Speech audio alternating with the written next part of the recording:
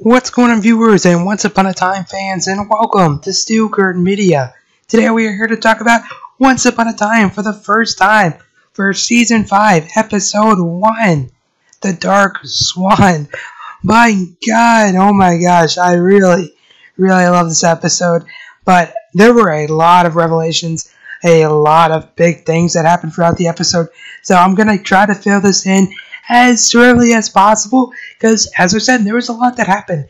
As you guys know, we are here to talk about The Dark Swan. The season finale back in May pretty much got me all riled up. Obviously, seeing Emma's name on the dagger was kind of crazy, and it's like, holy crap, Emma's now the Dark One. And since then, we've had these trailers and previews, obviously seeing the one with Emma as the Dark One, like pretty much the true Dark Swan, with the white eyebrows and all that crazy hair.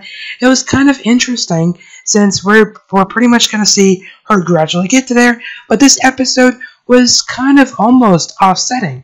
I would say that because, obviously, first off, we did have the parts of Emma. The pacing was really well done. Obviously, the parts of her and Merida I really enjoyed, and it kind of got to the part of saying, oh my God, Emma, don't kill Merida, because I want to see her later on in the series. But still, we also had the parts with Storybrooke, obviously, being Zelina, the Wicked Witch, her sister Regina, and just everything going there. Pretty much, we gotta help Emma. Obviously, the one part, the big thing that was kind of interesting was the fact that we did see King Arthur right away, and the actual dagger from the sword and the stone. But another little revelation is that we actually saw that Emma knew about this back in 1989 while watching The Sword and the Stone, and that's very interesting in general. So that itself kind of led a revelation of saying, Emma, do not take the sword.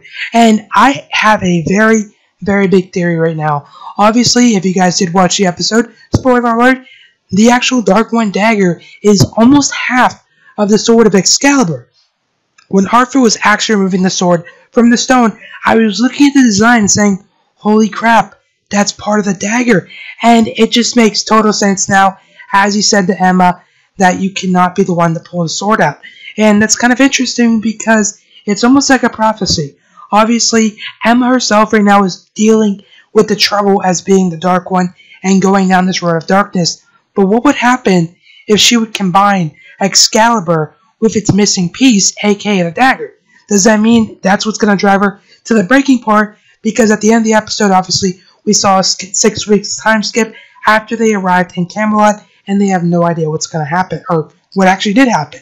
So in general, this is a theory right now that Emma will take Excalibur and combine the two halves, and then something's going to happen. I only say it's because, as you know, we do see the dagger at the end of the episode, so obviously this is all just theory and speculation. Other than that, guys, what did you guys think of the episode? Did you guys love it, enjoy it? Peace out until next time, have a great day, and I will see you all again later. Bye.